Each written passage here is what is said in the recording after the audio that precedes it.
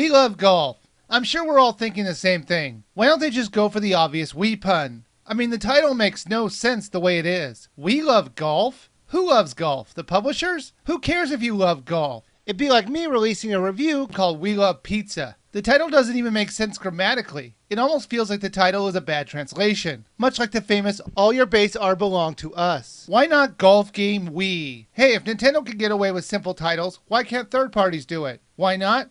Let me answer my own question. Because Nintendo has a strict policy on using the word Wii in the titles they don't produce. As if putting the system name in the title would be like a seal of excellence. And anyone who's ever played Wii Play knows that isn't true. This isn't the first title to have a workaround for Nintendo's policy on their system name in the titles. Wii Ski is another example of it. And since I'm not going to review the game since I think a skiing game is about as interesting to play as a soccer game, I do want to mention that the box art makes it look like they're calling the game Whiskey and not Wii Ski. And why not just keep the original title of the game, Family Ski? It's a much better title in my opinion, but I digress. We Love Golf is a basic copy and paste of the Mario Golf series. They have exactly every option that Mario Golf has, and it's presented in exactly the same way. I guess as long as you're borrowing ideas from a fantastic series, you might as well pick from the best. I do have to bring up one thing. Why are all the box arts for golf games all look the same? Why is it always your character in the middle of the box, swinging away? It's like when you achieve perfection, why bother changing it? At least Tiger Woods changes it up a little bit by swinging the other direction. A good golf game is always judged by the controls you had to use, and this game uses motion controls for all the movements.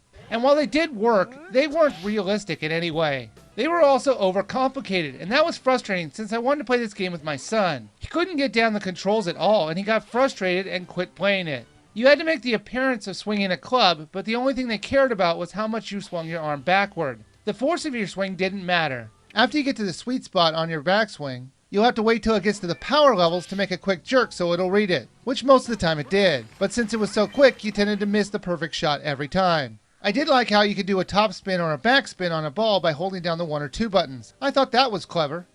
There are all the normal options in the game.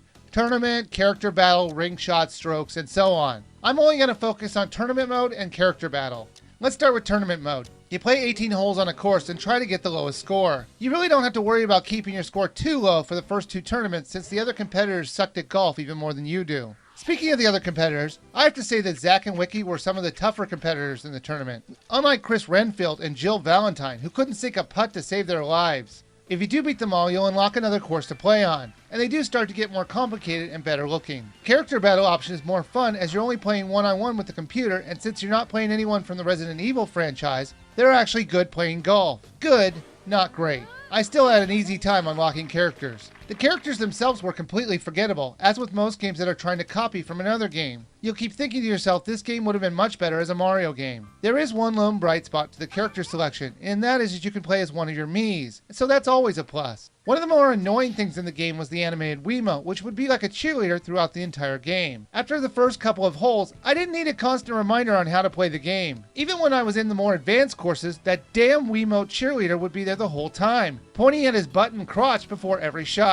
Like the box art says, it has online multiplayer, and I have to take their word on it, since there's no one ever on it. I tried on 4 occasions to try and find someone to play with, but to no avail. The game is currently $50, and if you're a golf fan, you might like this game. But it's no different from the others on the market, and since those others are about half the price of this one, I can't possibly recommend this game, so you should skip it.